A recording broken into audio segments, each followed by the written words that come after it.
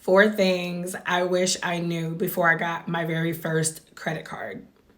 Now, honestly, there are a lot more than four things, but for the sake of timing, attention spans, and this video, I'm going to keep it to four.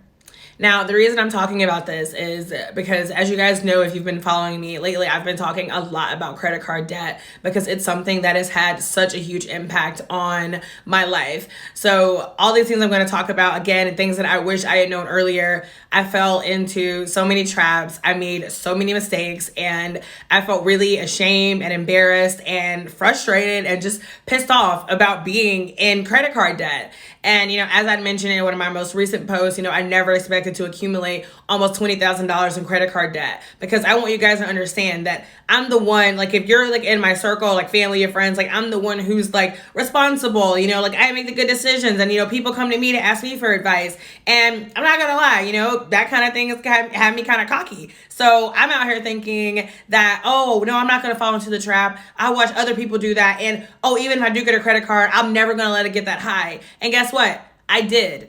And it happened fast. I mean, honestly, I'm trying to figure out what's easier to do, gain weight or build credit card debt, because I feel like both of them are just kind of like toe in toe whenever it comes to a race and like who can get there the fastest. But anywho, in case it's your first time joining one of my videos, my name is Bianca Lynch of BiancaLynchCoaching.com. I'm an accountability coach, and I help millennials turn their health, wealth, and bucket list goals into reality. Now, let's go ahead and dive into these four things that I wish I knew before I got my very first credit card. Number one, how addicting it is to continue to swipe a credit card.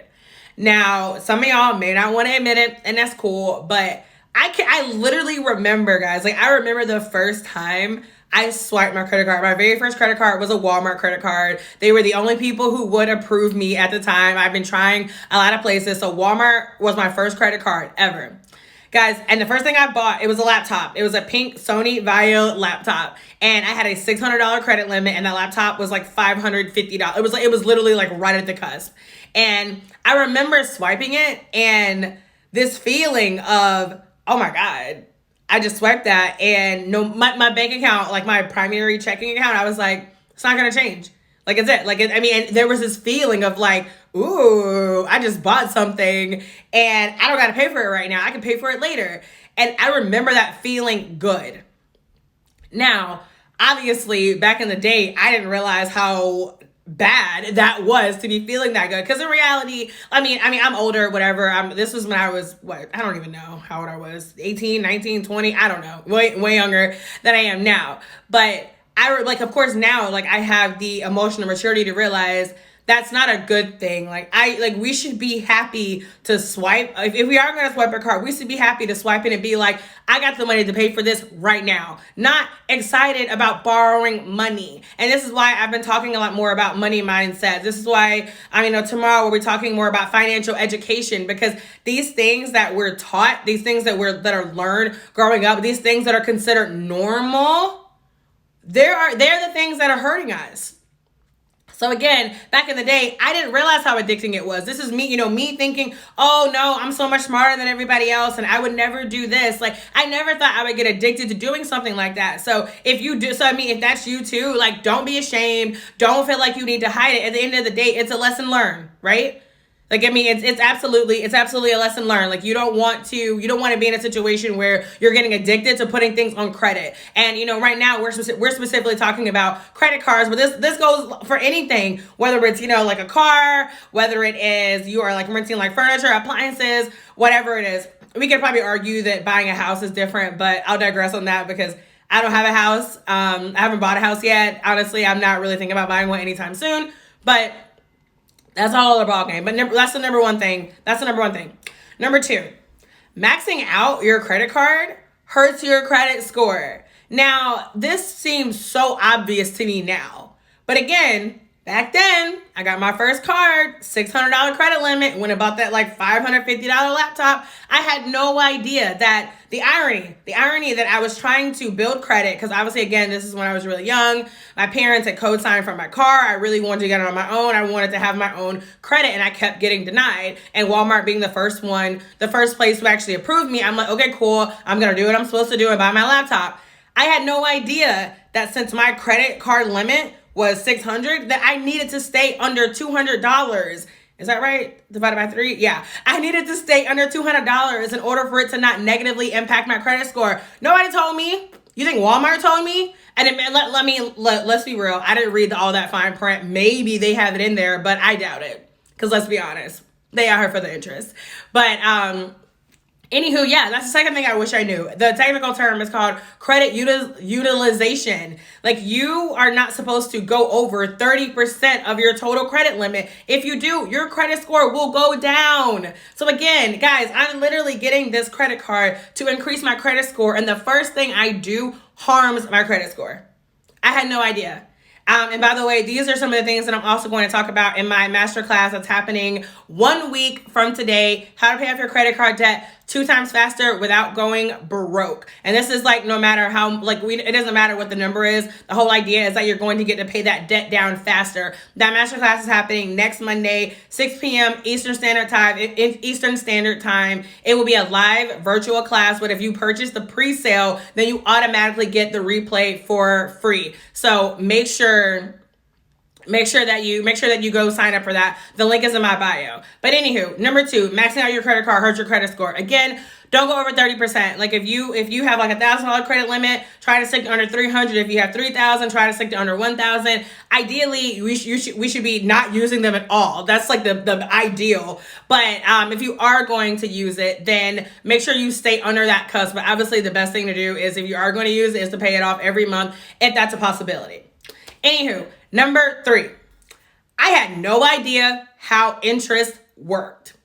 So whenever I signed up for this credit card, I was thinking, okay, cool. I got a credit card. I get the gist of it. I swipe it. I don't have to pay stuff right now. I pay it later. So the other thing I was rejoicing about is the fact that whenever I went to go make my first payment, mind you, my balance is like $589 or something on my $600 credit limit card. So the other thing that had my heart fluttering was, y'all, my payment was $35. They were like, payment due $35.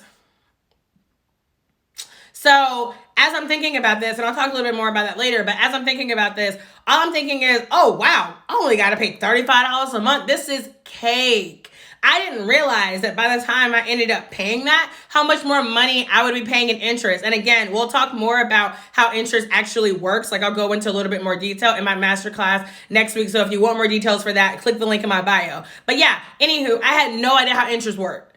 So, and I'm not even going to lie to y'all. Like, I mean, since that credit card, I've had, I don't even know, I'll say more than 10. Like, I've had more than 10 credit cards. And I just learned how interest worked earlier this year, because I finally went and looked it up. Financial education. Now, whenever we sign on, all we're thinking is, oh, I got to prove we're just signing up. Like, we're not really reading the fine print. And let's be honest, I wasn't even paying attention to how much the interest rate was. And maybe you weren't either, because part of you, in your head, you were thinking, oh, it doesn't matter because I'm going to pay this off super quickly. Or maybe you were thinking, oh, I'm not worried about any interest because, like, I don't know, as soon as I get it, I'm going to pay it down. Or, these people never worried about interest. I've never heard anybody else talk about interest, because I feel like most people are not talking about interest. We're talking to people about their credit card. Ask them, what's your interest rate? See if they know the answer. Just see if they know, because I didn't know. Like I said, guys, I didn't know this until very recently, whenever I decided to take control of the situation. I didn't realize that in most scenarios with credit cards, and especially when you start getting into thousands of debt, like when your numbers start getting up there and you're making them payments and you feel like, why the hell is this balance going down so slow? Or sometimes in my case, I was like, why is my balance not going down at all? It's because of interest. It's because you may have borrowed $500, but you're likely paying back at least $600, $700. I mean, I told y'all, on my business credit card alone in 2019, I paid $2,000 in credit card interest. Let that sink in. $2,000 in interest. Not $2,000, against my card to pay it down. In interest alone. Guys, it's really, really sickening. All right, the last thing that I wish I knew back then, and this is kind of building off of what we were just talking about. That minimum payment is designed to make you pay more interest in the long run. Guys, right now I have a credit card where my balance is, I think it's either like $1,100 or $1,200. I know I should know it exactly, but I actually recently made a payment. But anywho, it's over $1,000. Why is my payment $35? Now, I'm not going to do the math because I don't really feel like it, but you feel free to do it on your own. If I only pay, it would take me, 3 months to even pay $100. Like, why on earth would they even make a minimum payment so low on such a high balance? I mean, in my opinion, it's completely unreasonable for the payment to not be at least $100. Because if you can't afford to pay $100 a month, chances are you don't need to be swapping your credit card for $1,000.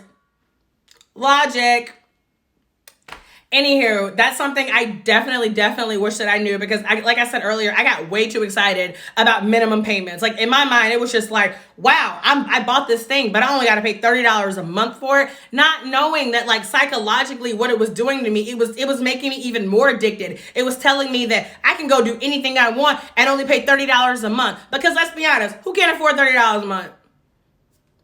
You may have had some months with $30 felt like a stretch, but I'm assuming that in general, $30 a month isn't going to be like a really big ask. So again, just understanding, being really mindful, shifting that mindset to, look at the bigger picture and understand that if you're only paying the minimum payment on your credit card, that's why you're paying so much interest. That's why your balance isn't going down. Guys, again, these are not things that I knew until recently. I have had credit cards for at least 7-8 years, and I'm just not really understanding this stuff. And it's because I had to commit to be intentional and actually start learning. It's because I joined that Wealth Builders community. It's because I decided to take charge of my finances, because I decided that I'm tired of being broke. I'm tired of living paycheck to paycheck. I'm tired of waiting on shit like tax refunds and stimulus checks and what the fuck ever. Like, I want to live on my own terms, and I'm tired of relying on other people for money. And that includes debt, investing, paycheck, like all these things with the money. They're all connected.